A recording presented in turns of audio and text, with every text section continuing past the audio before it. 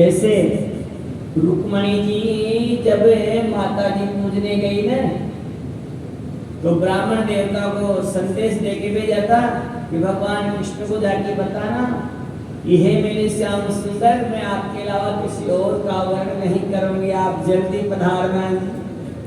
ठाकुर जी के यहाँ पहुंच करके जल्दी आए ना ब्राह्मण देवता। उस समय रुक्मणी जी माता जी के मंदिर में पूजा कर रही थी। ब्राह्मण देवता ने वहीं आकर संदेश दिया, लेकिन आज रुक्मणी जी के पास में देने के लिए उस समय कुछ नहीं था। राजकन्या थी ने तो साथ गई थी, गला लटका थोड़ी जाती थी। माता जी का पूजन करने गई थी, भोजन करी, देने को कुछ नहीं था। ब्राह्मण आ गया, संदेश दिया, बोली इनको कुछ गेहूं तो सही, लेकिन कुछ नहीं था देने को। तो कहते वहीं से उनको प्रणाम किया है। ब्राह्मण भी इतने ही चतुर हुआ करते थे, वो समझ गए महाराज कि अभी मेरे को ये प्रणाम से विदा कर रही है, जब अवसर मिलेगा तब दे दिया जाएगा। ब्राह्मण देवता भी उसको सहजता से स्वीकार करके निकल जाते थे। इसलिए कहा है महाराज अगर कुछ भी नहीं हो तो प्रणाम करके निकल जाना चाहिए।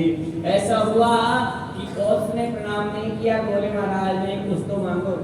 ऐसा नहीं है मैं पढ़ी पढ़ाई विद्या मेरी बेकार हो जाए, मन में थोड़ी ग्लानि रहेगी, कुछ तो दे मेरे अनुसार ही मांग लो।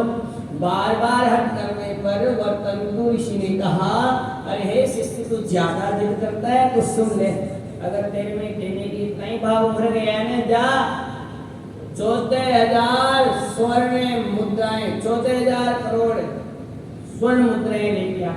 अब गुरु जी का वचन हो गया, अब कहाँ से लाए? वहां से कोस चला और चलता चलता कौशल प्रदेश में पहुंच गया। महाराजा रघु के पास गया है। रघुराज मेरी विनती सुनो जी, हम ब्राह्मण हैं, अगर खुद के पास नहीं हो तो कहते हैं मांग करके भी किसी को दिया जा सकता है, ब्राह्मण का स्वभाव है। तो कहते हैं ठीक है। और राजा सोच में पड़ गया कि मेरे घर पे तो ब्राह्मण आया, कैसे क्या करूं, मेरे तो खुद के मिट्टी के पात्र हैं। और वो कोच भी समझ गया मैंने इतनी बड़ी डिमांड तो कर दी, लेकिन महाराज खुद ही मिट्टी के पात्रों से संध्या बंधन कर रहे हैं, कैसे दे पाएंगे। कहते हैं उन्हीं दिनों में विश्वजित नाम का यज्ञ करके सब कुछ लुटा करके, और वो केवल मिट्टी के पात्रों से संध्या बंधन कर रहे थे महाराज। लेकिन अपने घर आए हुए अतिथि को उन्होंने बिठाया कि तुम जरा ठहरो। उसी समय राजा रघु जो है अपनी सेना को लेकर के और चारों तरफ जीतने के लिए राजा महाराजों से युद्ध करने गए, उनको जीता और उतनी की उतनी मुद्राएं लेकर आए और कोच को दिया, और कोच ने जाकर के अपने गुरु वर्तन को दिया। ऐसे महाराज ने राम जी के कुल में रघु जी महाराज, दिलीप जी का आपको बताया गया था, आज का, और फिर हुए दशरथ जी महाराज। दशरथ जी के लिए कहा गया है ऐसे महाराज जो अपने पुत्र के वियोग में जिन्होंने तृण की तरह प्राणों को न्यौछावर कर दिया, ऐसे भुआल जो सत्य प्रिय हैं, जो वचन देने के बाद पुत्र मोह में नहीं फंसे, ऐसे दशरथ जी महाराज की वंदना करी है। इसी कुल में दशरथ जी के यहाँ कौशल्या के नंदन के रूप में भगवान श्री राम का जन्म हुआ।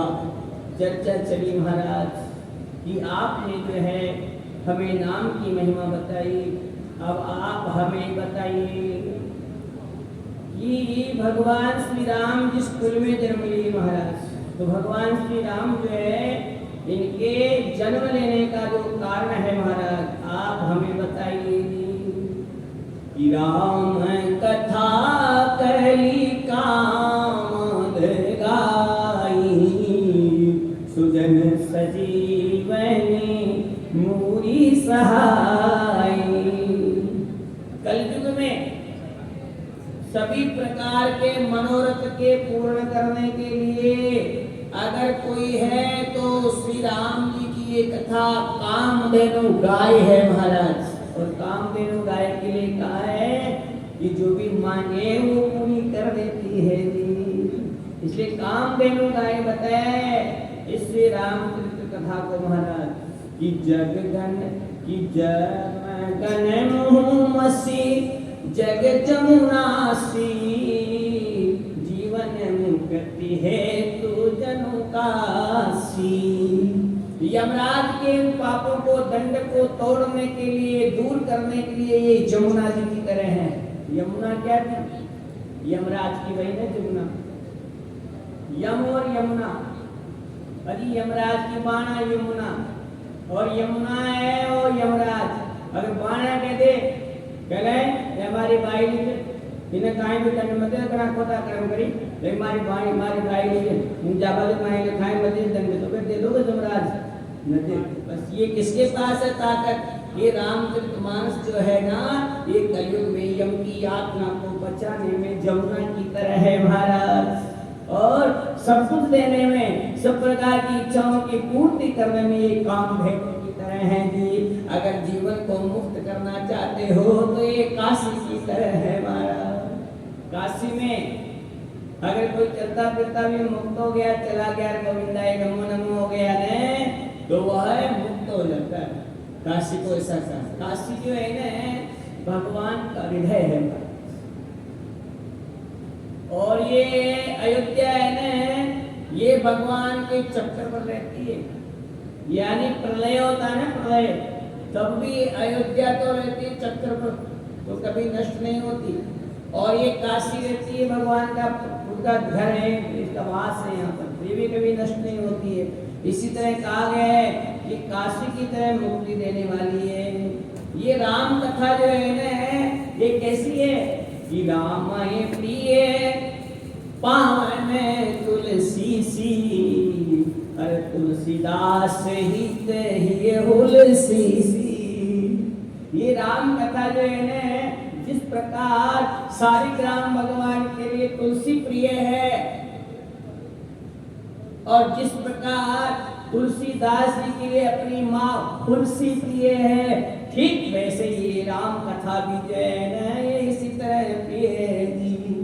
तुलसी जी की माँ का नाम तुलसीदास, और कहते हैं राम जी को प्यारी है तुलसी जी।